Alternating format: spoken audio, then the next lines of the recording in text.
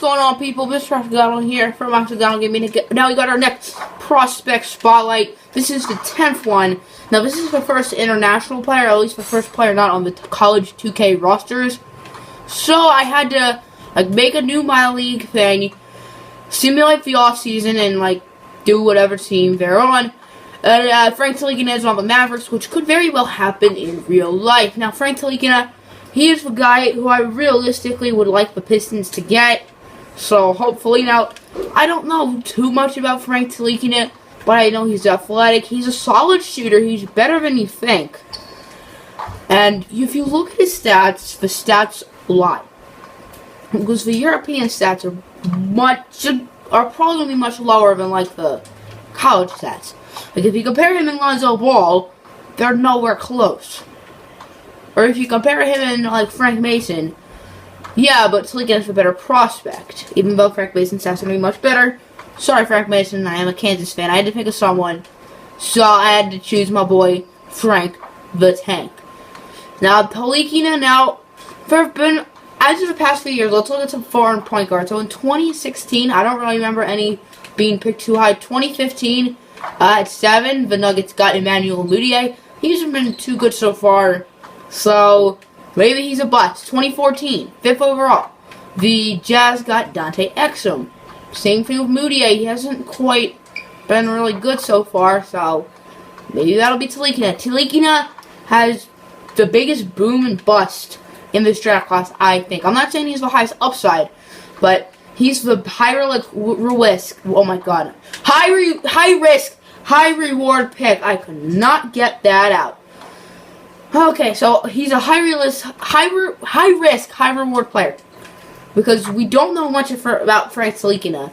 And either, if we did know, he would be the top pick, or he'd be undrafted. Now, in a normal draft class, he will be the best point guard in the draft class. But since this draft class, we have Markelle Fultz, Lonzo Ball, and De'Aaron Fox, and Dennis Smith. He's the 5th best point guard in the draft class, according to most people, including myself. Even after 5, it's a big drop-off. I kind of say Frank Mason is 6, maybe Kobe Simmons from Arizona. Other than that, there's not really any point guards who are late first round, early second round guys after Ntilikina. Because Ntilikina, if he falls to late first round, that'll be very, very surprising. He's going to probably go around the 8 to 12 range. So let's start where he could go.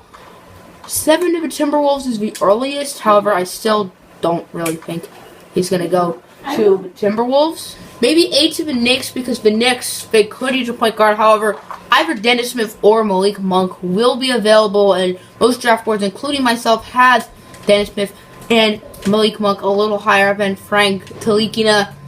Maybe the Knicks go big or go home with Ntilikina. I mean, both their latest first round pick, they took a forward player by the name of Kristaps Porzingis, and he's practically an all-star after 2 years. So, looks like they hit a home run on that pick.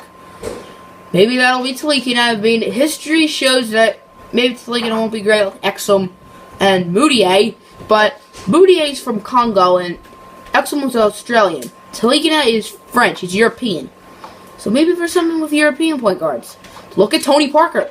He's a French point guard. While he was a rookie, while he was drafted 15 years ago, French point guard Tony Parker. If Ntilikina is as good as Tony Parker, then he very well could be the number 1 overall pick if teams knew he'd be as good as Tony Parker. So, 9 to the Mavericks. I think they should take Lauri Markkanen, but if Lauri Markkanen does go, which he very well could, then Ntilikina would not be a bad pick, because while Yogi Ferrell is a nice story, he's not their franchise point guard. Maybe Ntilikina is maybe 10 to, who's picking 10? Brain fart. Ultimate brain fart. Before the Hornets, after the... Oh, the Kings. But the Kings are probably going to get De'Aaron Fox, so maybe he wouldn't be able to move at 10. And they love picking big men anyway, so they'll probably just take a big man anyway. 11 to the Hornets. They do have Kemba Walker, so I don't really see a spot for him. Then 12 to my Pistons. Reggie Jackson struggled. A while Ish Smith did good.